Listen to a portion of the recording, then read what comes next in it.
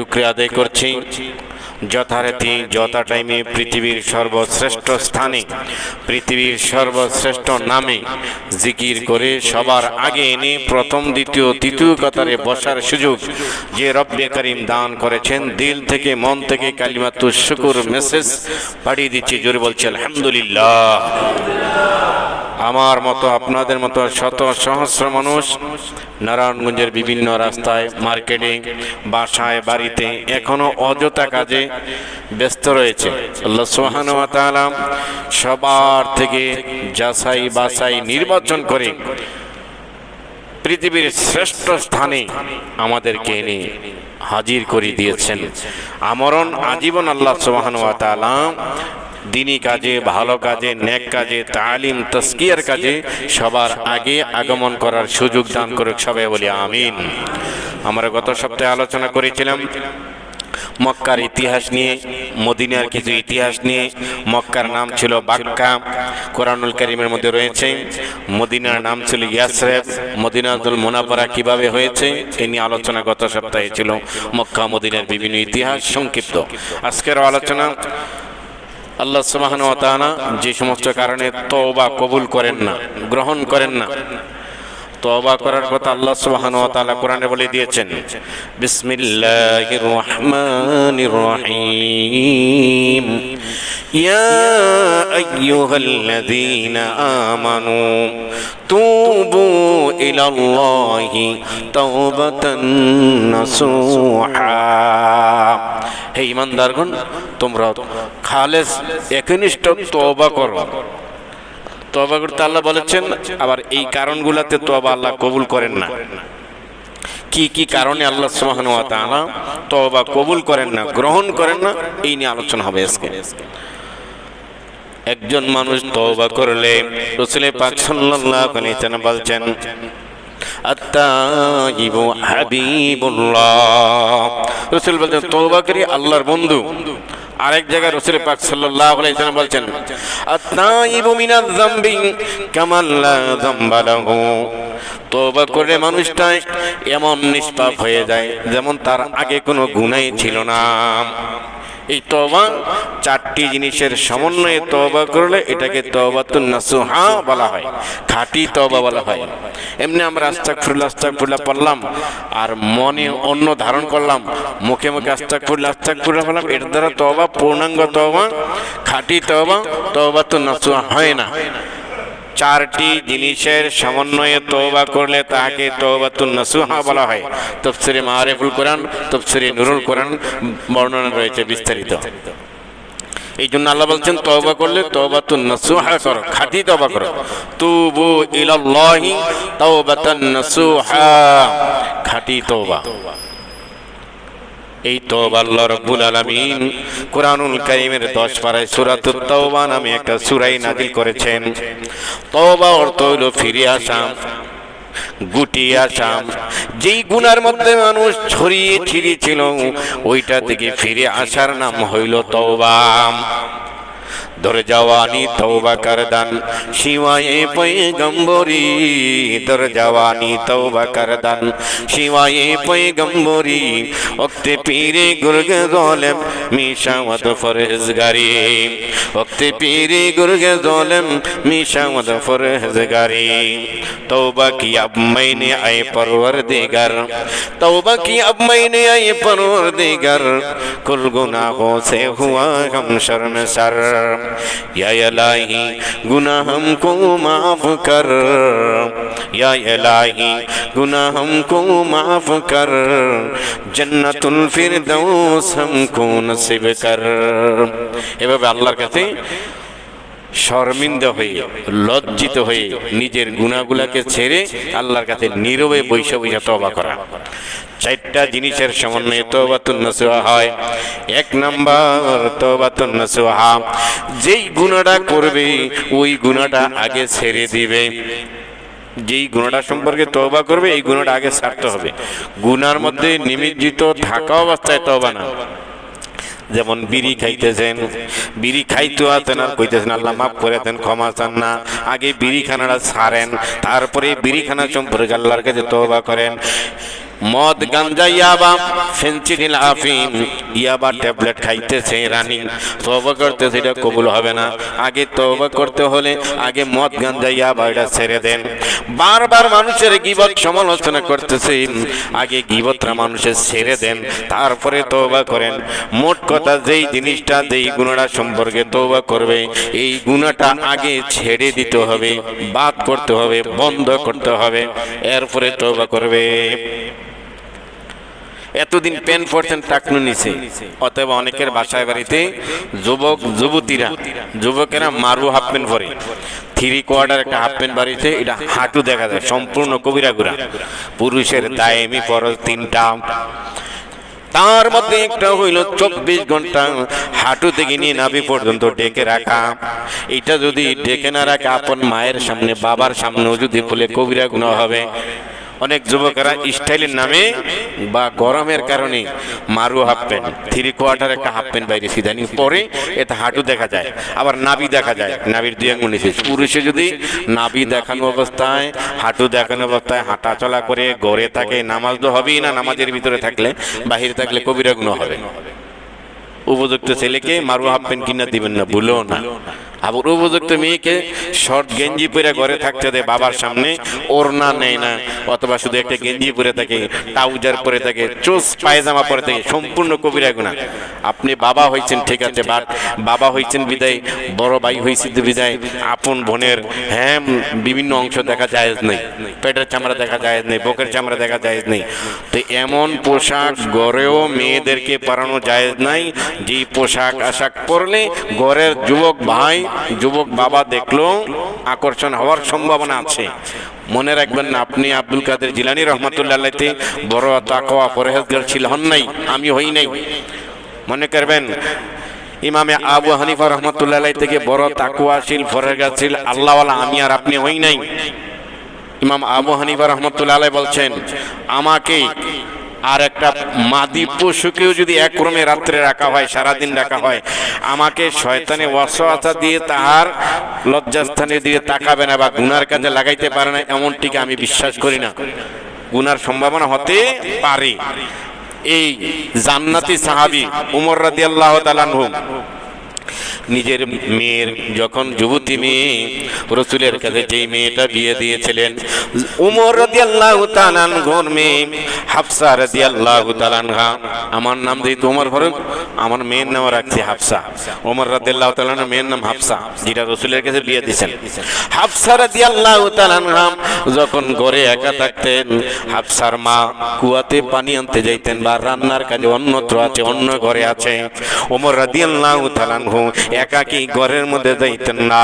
একদিন নবীজি উমরের বাড়িতে গেছে, গিয়া কয়, উমর বাহিরে রোদের মধ্যে দাঁড়ায় এসো, ঘরে যাও না কেন? ভাঙ্গা ঘর, কোরের ঘর। কে রাসূলুল্লাহ, যাই না, আমার মেয়ে একা একা ঘরের মধ্যে আছে, আর কেউ হয় নাই, এই জন্য ভয়ে যাই নাই, আমার মেয়ের দিকে আমার কুদৃষ্টি শয়তানে লাগাই দিতে পারে, এই জন্য খোলোয়াতে সহিয়া, বুখারী শরীফের হাদিস, খোলোয়াতে সহিয়া, এমন নির্জন স্থানে একজন পুরুষ একজন মহিলা একাকী হওয়া জায়েজ নাই, যেখানে জিনার কোনো বাধা নাই, এমন নীরব জায়গায় একজন ছেলে একজন মেয়ে একাকী হওয়া জায়েজ নাই, এটাকে বলা হয় খোলোয়াতে সহিহা।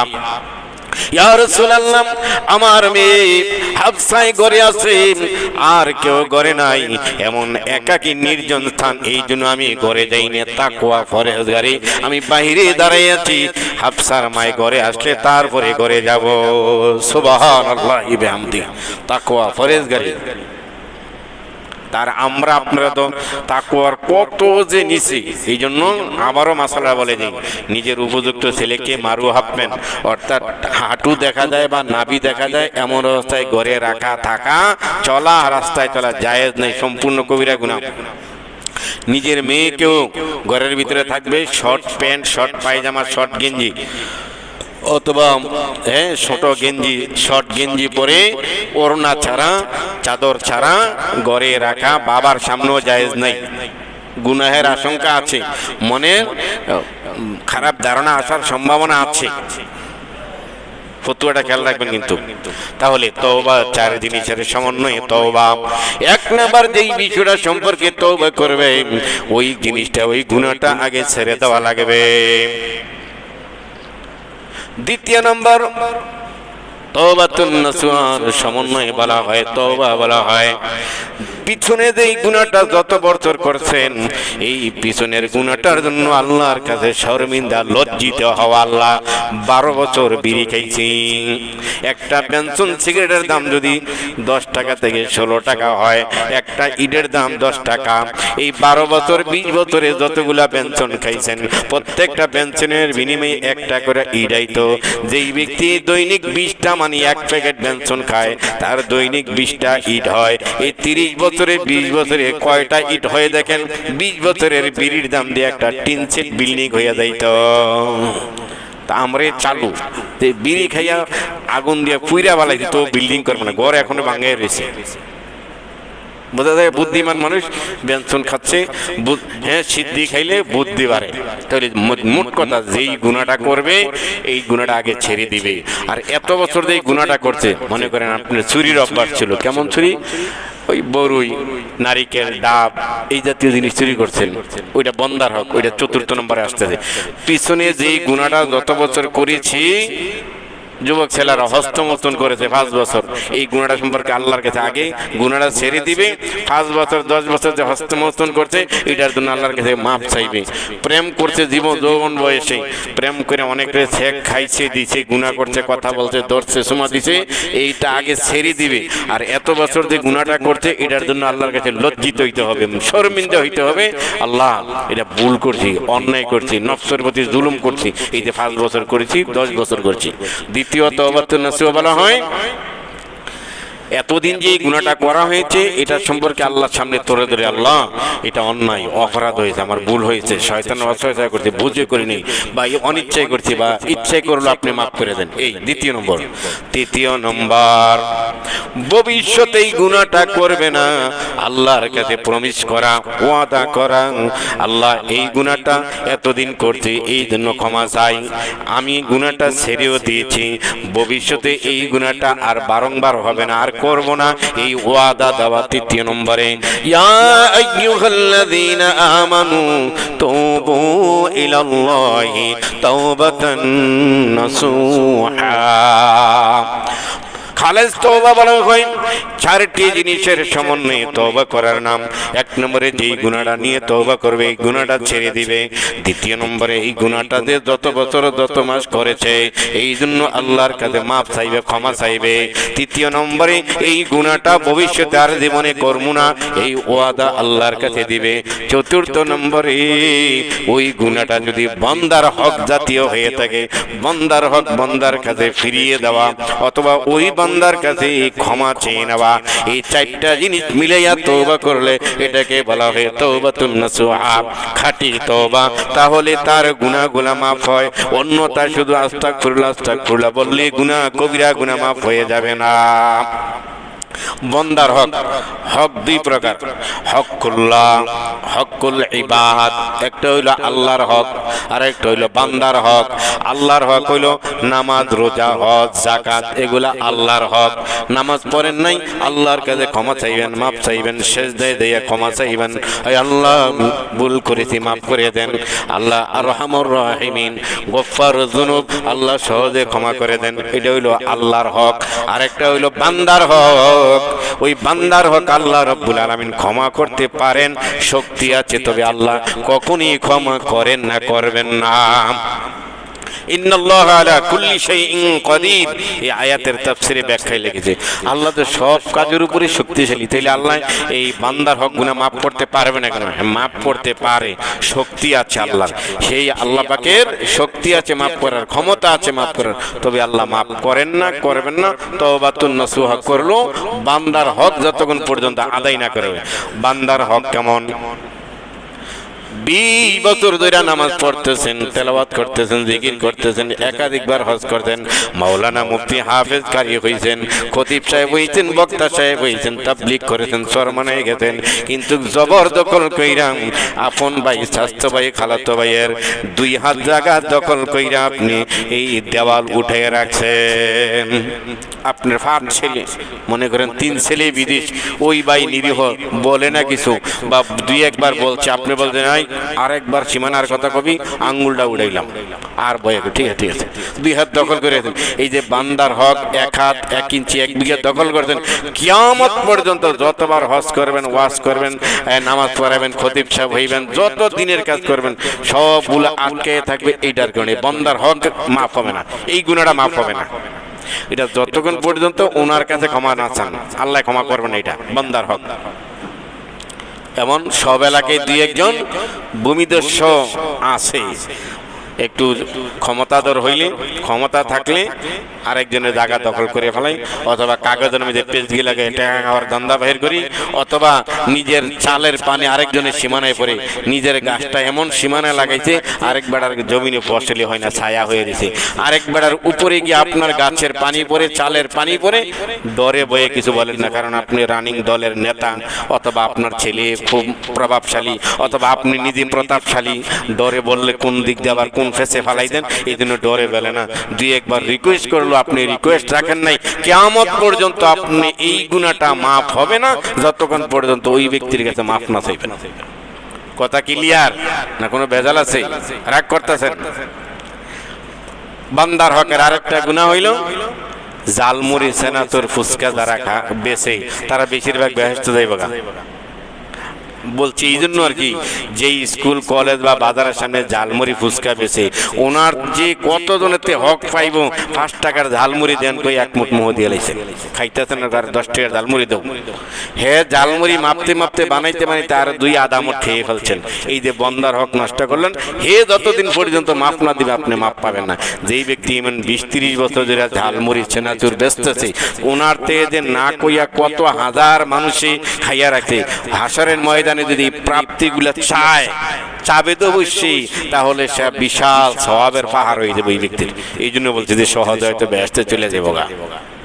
এইটাও বান্দার হক। কখনো ভুলে বাদামওয়ালার থেকে মাফের আগে 2-4টা বাদাম খাবেন না। কখনো জালমুড়িওয়ালার থেকে আপনার মাফের বাহিরে জালমুড়ি খাবেন না। মিষ্টি দোকানে গিয়ে আগে একটু জিব্বার তার একটু চিনি লাগাই লাবেন না, বা একটা মিষ্টি মুখ দিয়ে ফেলাইবেন না। যদি হে অনুমতি দেয় যে খাইয়া দেখেন স্যাম্পল, যদি সে দেয় অনুমতি দেয় ভিন্ন কথা, এটা বান্দার হবে। এটা কখনই নেবার, কখনই মাফ হবে না, মাফ করবে না ওই ব্যক্তির কাছে যতক্ষণ পর্যন্ত মাফ চাওয়া না হয়। আর একটা বান্দার হক, শহরে এটা বেশি হয়ে থাকে, গার্মেন্টস এলাকায় হয়ে থাকে বেশি। মুদি দোকানে বাকি খায়, বাকি খাইয়া এই এলাকা থেকে বাসা পাল্টাইলে আর পায় না। এই যে আজীবনের কাছে আপনি ঋণ রইলেন, অথবা এই দোকান থেকে বাকি খাইয়া আর এই দোকানের সামনে দিয়ে দেন, আবার আরেক দোকান থেকে বাকি খায়। এটা একটা বান্দার হক, আজীবন মাফ হবে না। আর একটা বান্দার হক, বাসে বা ট্রেনে, লঞ্চে যাচ্ছেন, সিস্টেম কইরা ভাড়া না দিয়ে আজকে 12 বছর ধরে ময়মনসিংহ যাচ্ছেন, ট্রেনে ভাড়া দেয় না, সিস্টেমে বাচ্চা গেছে, অথবা টিটিতে 10, 20 টাকা 50 টাকা ধরাই দেয়। এই যেটা সরকারের কর্তৃপক্ষের হক। বা বাসে গেছেন কোন সিস্টেম কইরা, 2 বন্ধু, একজন বইছে সামনে, একজন বইছে পিছনে, সামনের বন্ধু গেছে পিছনে দিব, পিছনের বন্ধু গেছে সামনে দিছে, এবার এই দিয়ে টোটালি প্রায় দেওয়া হয় না। এই যে বান্দার হক, এটা মাফ হবে না। আবার স্কুল কলেজে যাওয়ার সময় বড়ি গেছে 2টা ঢিল মেরা 4টা বড়ি খেয়ে ফেলাইছেন, চাচি ডাক দিয়েছে কে রে তোরা, এক দৌড়ে গেছেন গা বড়ি 2 মুঠ নিয়ে। অথবা নারিকেল, সুপারি, ডাব, মনে করছেন ডাব খাইলে পাপ নাই, জুনা খাইলে গুনাহ নাই, এই ডাব, নারিকেল, সুপারি চুরি করে খাইছেন স্কুল বয়সে। অথবা পাশের বাড়ির চাচা চাচির বড় রাতা মুরগিটা, বেড়া মুরগিটা নিয়ে যাবো কিনা বন্ধুরা মিলে খেয়ে ফেলছেন। রাজা আষ্টা নিয়ে নৌকার মধ্যে গিয়ে পার্টি খেলছেন, খাসিটা চুরি করে নিয়ে নৌকার মধ্যে জবাই করে খাইছেন। যতক্ষণ পর্যন্ত ওই চাচা চাচি, খালা খালুর কাছে এই পেঁপে, ডাব, নারিকেল, মুরগি, গরু, রাজা হাঁস, গরু পার্টি, ছাগল পার্টি, মুরগি পার্টি করছেন, ততক্ষণ মাফ হবে না। 4 নম্বর তওবাতুন নাসুহা বলা হয়, যেই বন্দার কাছে যেই অপরাধটা করেছে ওই বন্দার কাছ থেকে মাফ লওয়া লাগবে, ক্ষমা চাওয়া লাগবে, বা জরিমানা দিয়ে যেভাবে তাকে রাজি খুশি করা লাগবে, তারপর কি আপনার তওবাটা কবুল হবে। এছাড়া তওবাতুন নাসুহা হবে না, হবে না, হবে না। يا أيها الذين آمنوا توبوا إلى الله توبة نصوحا বন্দার হক যদি মেরে থাকে, বন্দার হক যতক্ষণ পর্যন্ত ক্ষমা না চাওয়া হবে ততক্ষণ পর্যন্ত আল্লাহর দরবারে কাবা শরীফের সাথে গিয়েও দোয়া করলো এই বন্দার হক মাফ হবে না। হজরে আসওয়াদ চুমা দিয়া দইরা দোয়া করলো, বন্দার হক মাফ হবে না। 30 বছর নামাজ পড়াইলে পড়লেও বন্দার হক কখনো মাফ হবে না। শিবলি রহমাতুল্লাহ আলাইহি একজন বুজুর্গ আল্লাহওয়ালা, ইরাকের একটা শহরের একটা এলাকার প্রদেশের বাদশা ছিলেন। আবার ইরাকের আরেক প্রদেশের একজন বড় আল্লাহওয়ালা বুজুর্গ ছিলেন জুনায়েদ বাগদাদি রহমাতুল্লাহি আলাইহি। আল্লামা শিবলি রহমাতুল্লাহ আলাইহি জুনায়েদ বাগদাদি রহমাতুল্লাহ আলাইহির কাছে গেছে, গিয়ে কই হুজুর আমাকে আপনি তওবা করান, আমাকে আপনাকে আপনার হাতে বায়াত করান। বায়াত মানে ওয়াদা করানো। বায়াত মানে কি? আপনাকে আমি কি আমার হাতে বায়াত করে অন্য কারে বায়াত ধরে ওয়াদা করে জীবনে নামাজ ছাড়ব না, এই বিড়ি খাইব না, বাবার মার সাথে বেয়াদবি করব না, এই মদ গাঞ্জা খাবো না, এই ওয়াদাগুলা করাই নেই, বায়াতের মধ্যে স্বীকার করাই নেই। শিবলি রহমাতুল্লাহ আলাইহি জুনায়েদ বাগদাদি রহমাতুল্লাহ আলাইহির কাছে গিয়ে বললেন, হুজুর আপনি আমারে তওবা করাইয়া দেন, তওবা করানোর পর আপনি আপনার হাতে বায়াত করাইয়েন, কিছু ওয়াদা করাইয়েন। প্রথমে বায়াত করাইতে জুনায়েদ বাগদাদি রহমাতুল্লাহ আলাইহি বলেন, তোমার মাঝে কোন গুনাহগুলা বেশি আছে তুমি বলো, কোন ধরনের গুনাহ তোমার মাঝে বেশি? অনেকের মধ্যে জিনার গুনাহ বেশি, অনেকের মধ্যে সুদের গুনাহ বেশি, অনেকের মধ্যে দাড়ি চাচার গুনাহ বেশি, অনেকের মধ্যে ঘন কথা কইয়া মানুষের সাথে মিথ্যা বলে মিথ্যা বলার গুনাহ বেশি। এক একজনের এক এক ধরনের গুনাহ বেশি। শিবলি রহমাতুল্লাহ আলাইহি ডাক দিয়ে বলেন, ও জুনায়েদ বাগদাদি, আমার মাঝে সবচেয়ে বেশি গুনাহ হয় অনেকে আমার কাছে, আমি অনেকের কাছে ঋণী, আমি অনেক টাকা আনছি, রিয়াল আনছি, দিরহাম আনছি, এগুলো আমি দিতে পারি নাই। এটা আমার মনে হয় আমার সবচেয়ে বড় বেশি গুনাহ।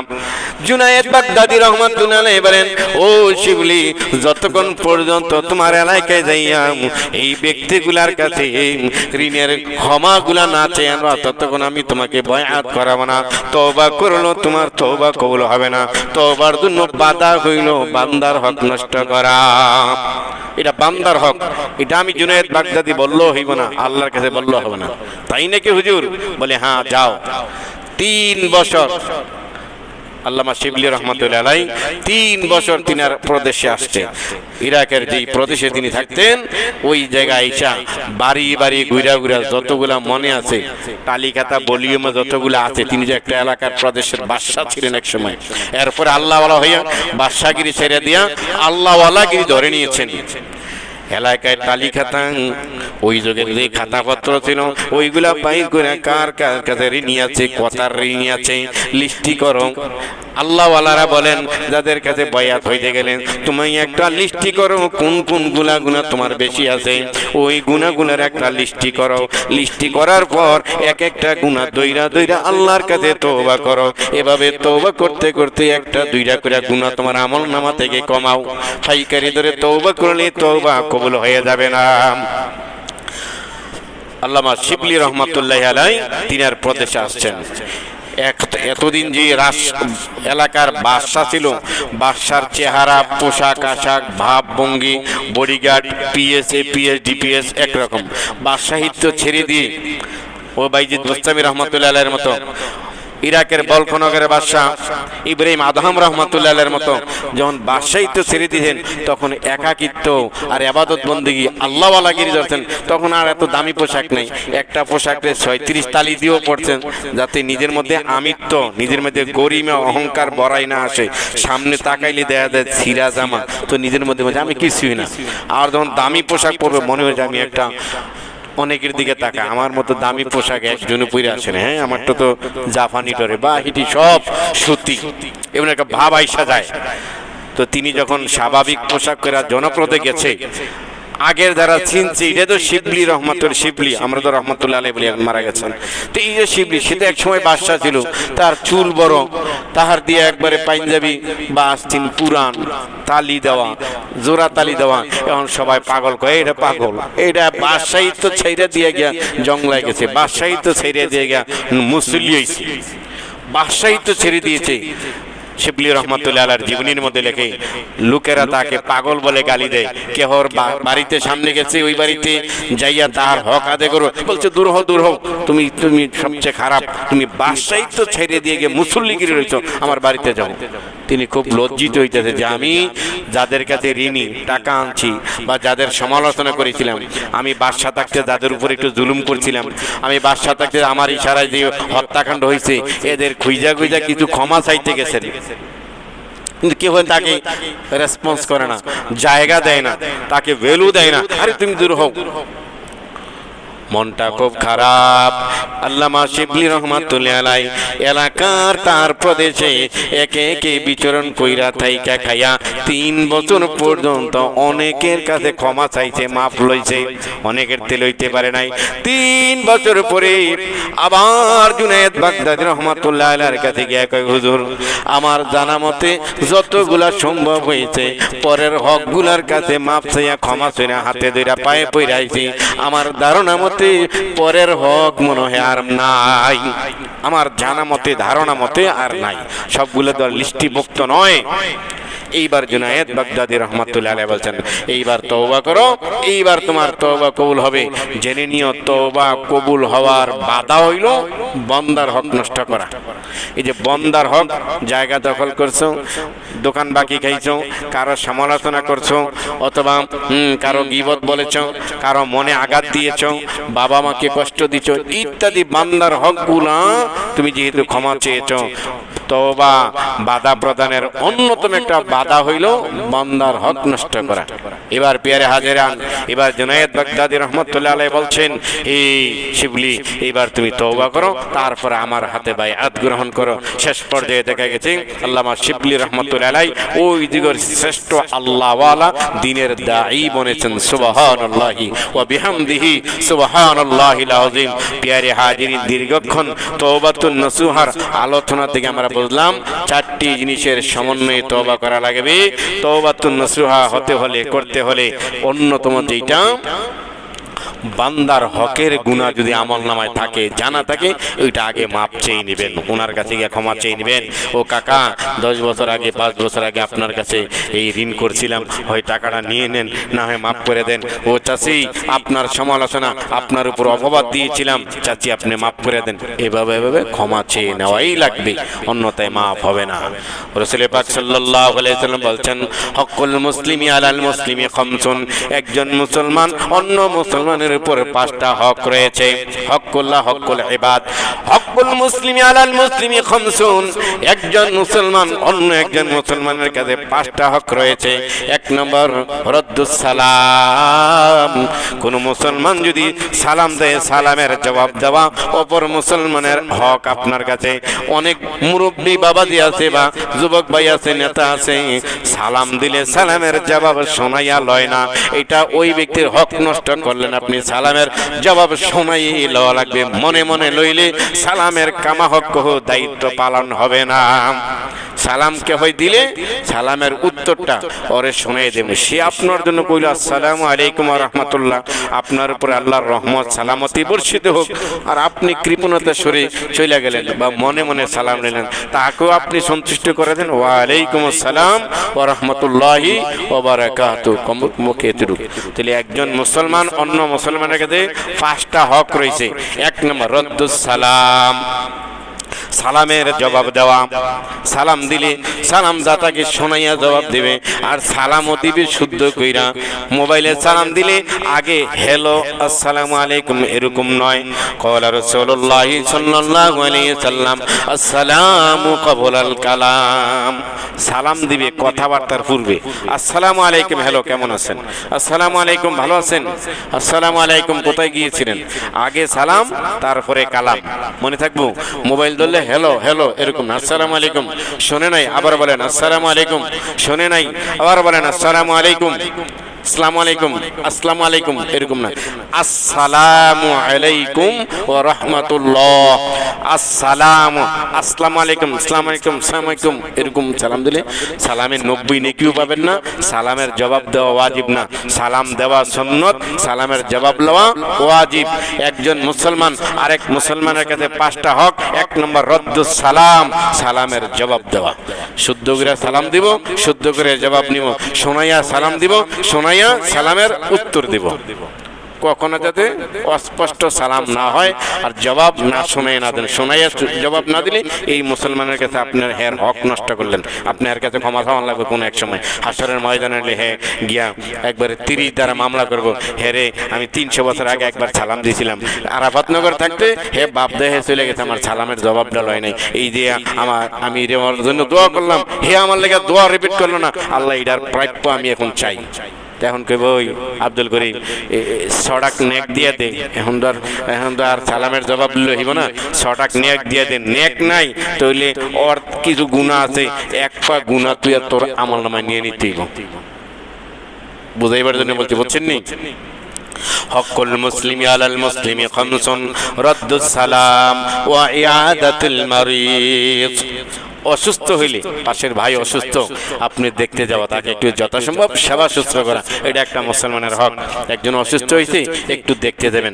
দেখবেন অসুস্থ মানুষের কাছে গিয়ে যদি বলেন ভাই আপনার এই সমস্যা হয়েছে, আরে আমারও এই সমস্যা হয়েছিল বা আমার ভাইয়ের হয়েছিল, এগুলো সামথিং ব্যাপার, ইনশাল্লাহ ওষুধ খান সেরে যাবে, দোয়া পড়েন সেরে যাবে, একটু পৈত্য খান সেরে যাবে। এই যে আপনি কি ওনাকে একটু তালিম তরবিয়ত দিয়েছেন না, অর্ধেক সুস্থ।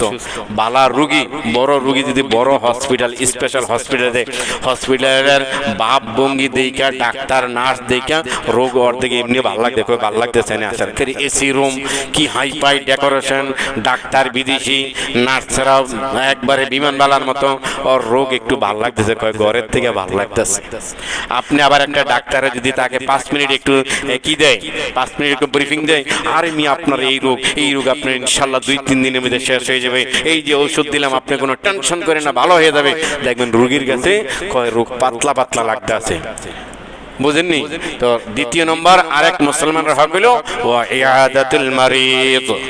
অসুস্থ হইলে তার সেবা করা, তাকে একটু দেখতে যাওয়া, একটু ফল ফলাদি কিনে দিবেন, বেশি না পারেন জরুরতে একটা লেবু কিনে দিন 2 টাকা দিয়া, দেখবেন আপনার প্রতি তার মহব্বত বেড়ে যাবে, ভালোবাসা বেড়ে যাবে।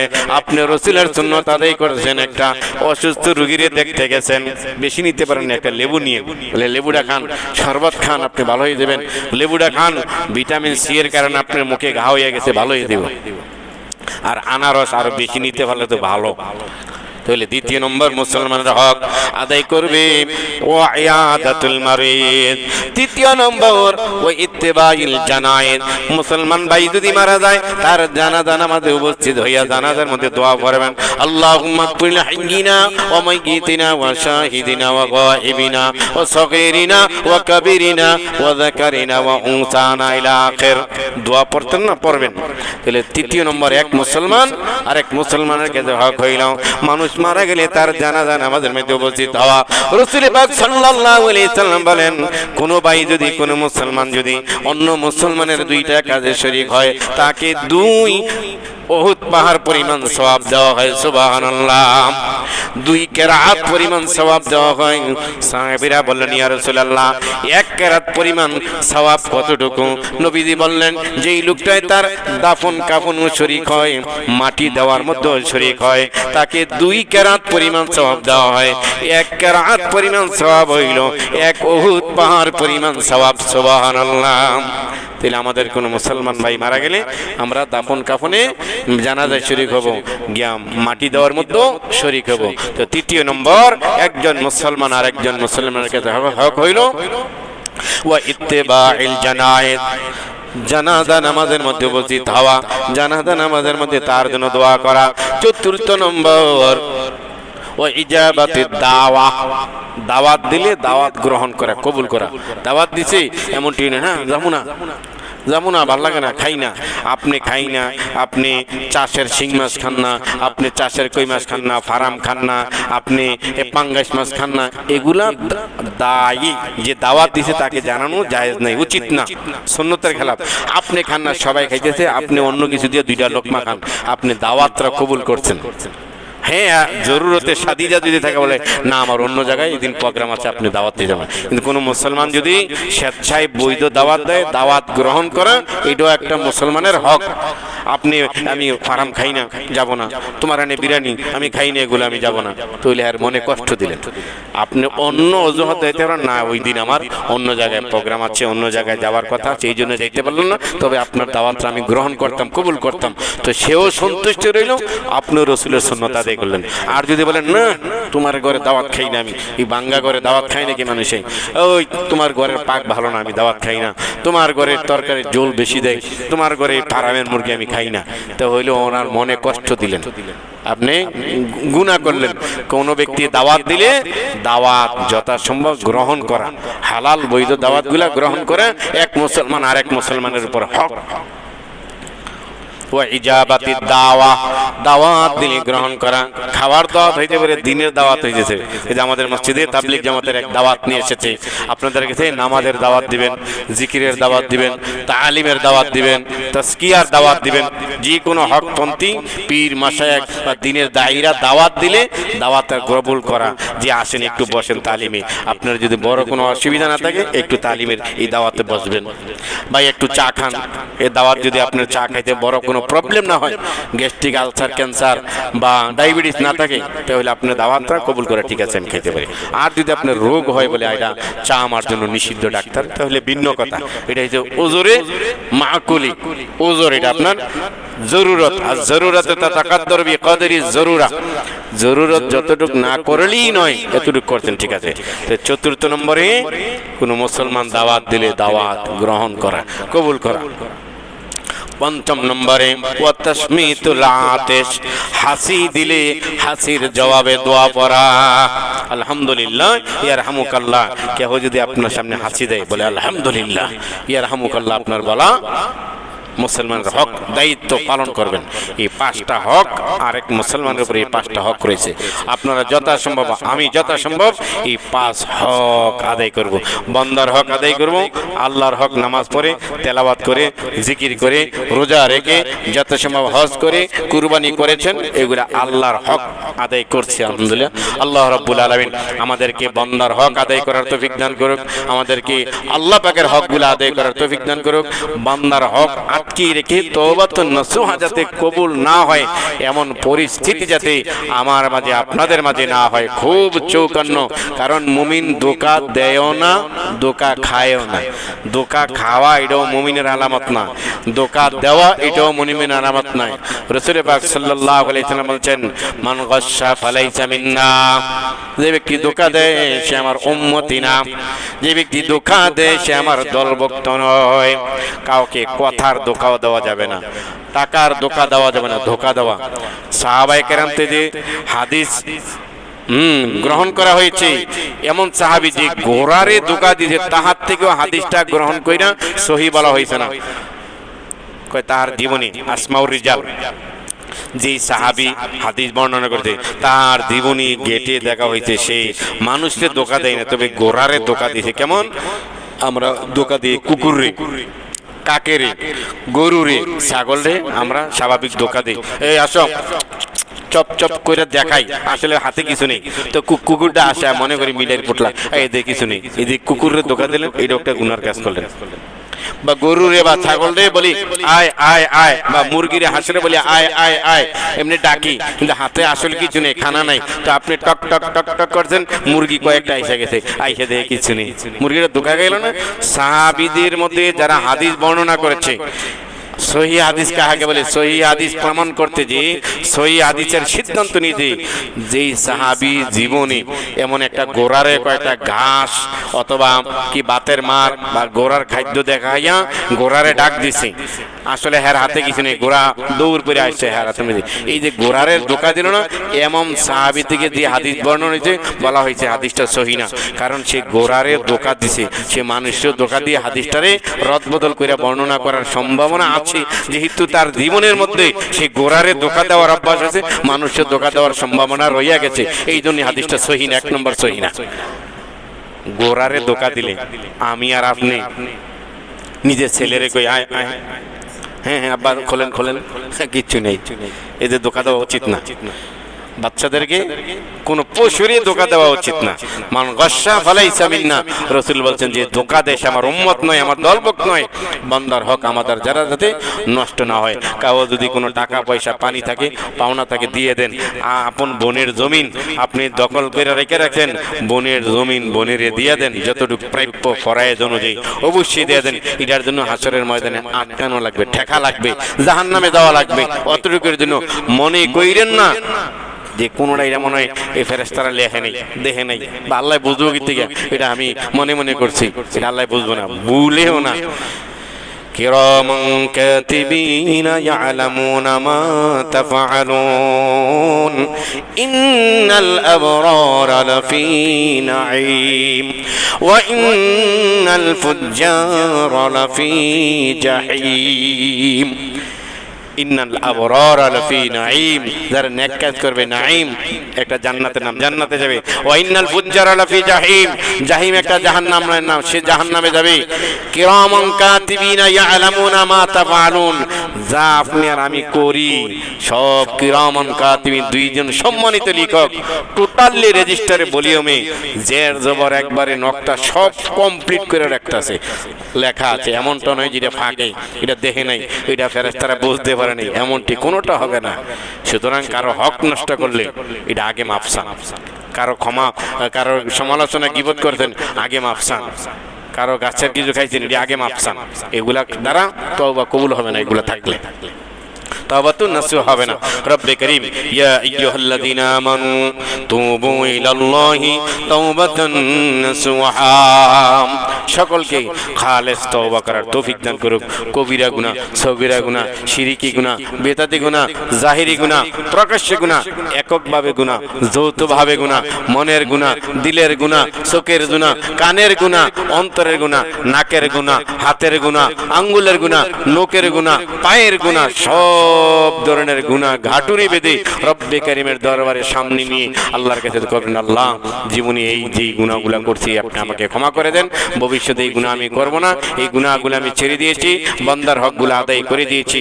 আল্লাহ আরো কোনো বান্দার হকের গুনাহ যদি থেকে থেকে আমার মনে নাই আমাকে স্মরণ করিয়ে দেন, আমি তার কাছে ক্ষমা চেয়ে নিব বা প্রাপ্য বুঝেই দিয়ে দিব। আল্লাহ রাব্বুল আলামিন সকল মুসলিম ভাইদেরকে তওবাতুন নাসুহা করার তৌফিক দান করুক। নিজের গুনাহগুলোকে আল্লাহর কাছে ক্ষমা চেয়ে একবারে আমলটা গুনাহ, আমলনামাটা গুনাহ শূন্য আল্লাহ রাব্বুল আলামিনের দরবারে হাজিরা দেওয়ার তৌফিক দান করুক। ওয়া আখিরি দাওয়ানা আনিল হামদুলিল্লাহি রাব্বিল আলামিন।